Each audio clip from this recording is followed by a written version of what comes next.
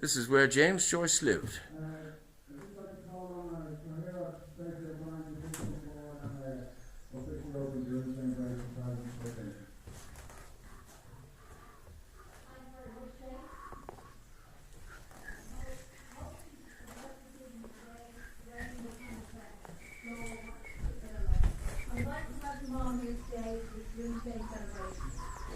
First of all, also I'd like to say Happy Father's Day to all the fathers that are present. It's BLOOMSDAY. Oh, BLOOMSDAY. See, I told you I should always. BLOOMSDAY, the day on which the actions of James Joyce novel ULYSSES takes place.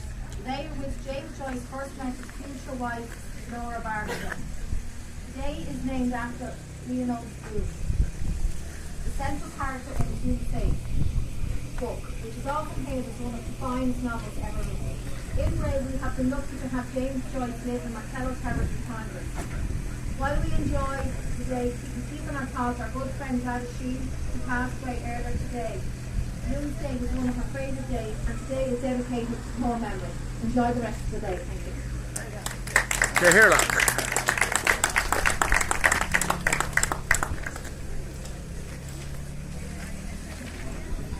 Ladies and gentlemen, welcome to BLOOMSDAY 2013. My name is Frank O'Keefe. I have the pleasure and privilege to be once again Artistic Director for BLOOMSDAY.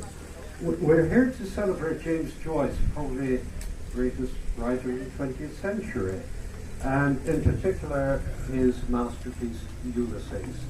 Joyce's connection with Bray is well known. He lived here as a young boy behind us, in the house now owned by Liz and family. Thank you, Liz, for your continued support as ever.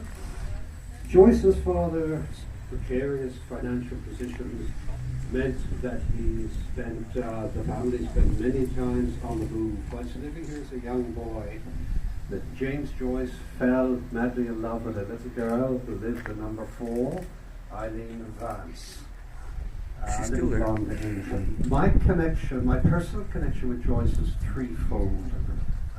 When I was a young student, a drama student in London, I shared a flat with the Irish actor Oliver McGreevy, whose illustrious forebearer, Tom McGreevy, was a great friend of Joyce. McGreevy was poet, director of the National Gallery, etc. My second connection was through Samuel Beckett, whom I had the pleasure of knowing, and indeed being invited to Paris by him. Didn't have the money, so I never got there. However, I did shake the hand that shook the hand. My third connection was with the originators of BLOOMSDAY, one in particular, the prime motivator, who was a great friend of mine, John Ryan, who owned a Bailey in Duke Street. I lived in South Ann Street, right beside him virtually at the time. John had a bright idea, and with some drinking mates of his, Patrick Kavanagh, Flann O'Brien, Anthony Cronin, and a couple of others, decided they would celebrate and create BLOOMSDAY. So they hired 2 horse-drawn carriages and set off from Goggins Pod in Monkstown, got as far as the Martello Tower in Sandy Cove, and of course there was a little drink taken en route. Paddy Kavanagh and Flann O'Brien alwast came to blows as they scrambled on the rocks near the Martello Tower.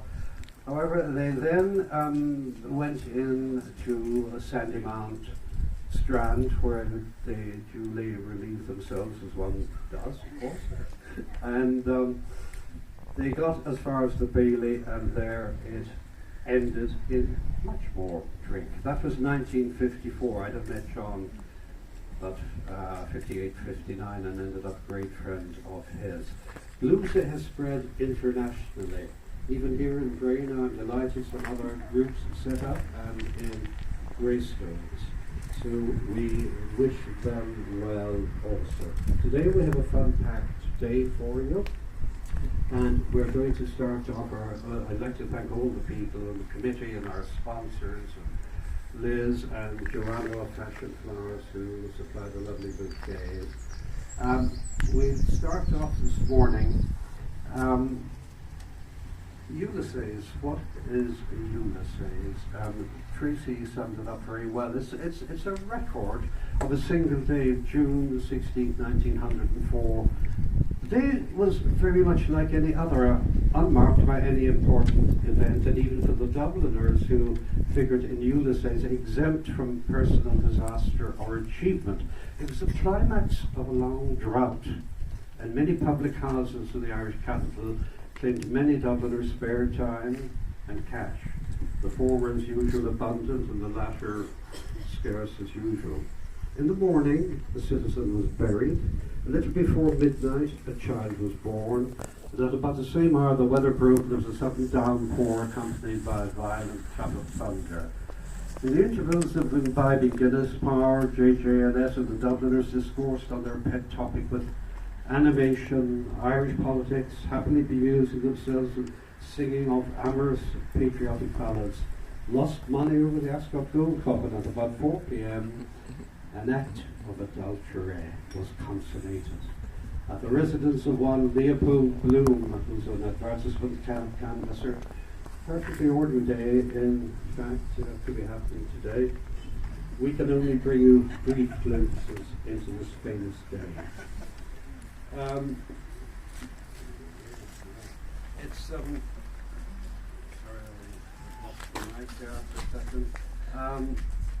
It's appropriate to start with not very long reading from the opening of the masterpiece Ulysses, which is set in the Martello Tower, of course, in Sandico, still there, and going strong. So I do a short reading of the opening. Stately, plump Buck Mulligan came from the stairhead, bearing a bowl of lava on which a mirror and a razor lay crossed. A yellow dressing gown, ungirdled, was sustained gently behind him by the mild morning air. He held the bowl aloft and intoned, "Itroivo ad altare Dei." Halted, he peered down the dark winding stairs and called up hoarsely, "Come up, Kinch! Come up, you fearful Jesuit!" Solemnly he came forward and mounted the round gun rest. He faced about and blessed gravely thrice the tower, the surrounded country, and the awaiting mountains. Then, catching sight of Stephen Dedalus, he bent towards him and made rapid crosses in the air, gurgling in his throat and shaking his head. Stephen Dedalus, displeased and sleepy, leaned his arms on the top of the staircase and looked coldly at the shaking, gurgling face that blessed him, equine in its length, and at the light, untonsured hair, grained and hued like pale oak. But Mulligan peeped an instant under the mirror and then covered the bowl smartly. "Back to barracks," he said sternly, and he added in the creature's tone, "For this, so dearly beloved, is the genuine Christine body and soul of blood and hounds. Slow music, please. Shut your eyes, gents. One moment. A little trouble about those white corpuscles. Silence all." He peered sideways up and gave a long, low whistle of call, then paused a while in rapt attention, his even white teeth glistening here and there with gold points. Christos Asimus, two strong, shrill whistles answered through the calm. That's a very short opening, ladies and gentlemen. Thank you, Keith.